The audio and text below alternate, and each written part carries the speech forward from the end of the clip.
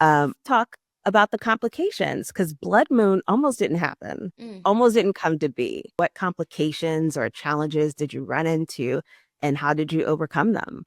That was a kind of scary, tumultuous time because I sold my first two books right in the middle of 2020.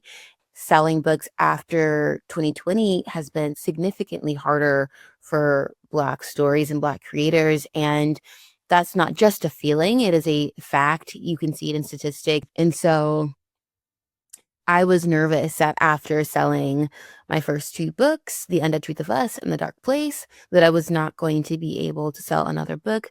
And so going into writing Blood Moon, I knew I had to make a few pivotal changes if I wanted it to see the light of day.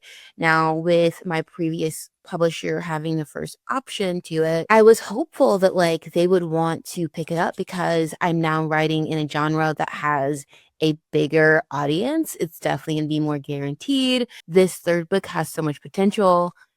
Let's just give it a shot. And when that was passed upon, I was terrified because if they're passing on this book, what does that mean for me as we go on submission? And my literary agent came up with a nice, hefty list of a little over 23 people in the industry.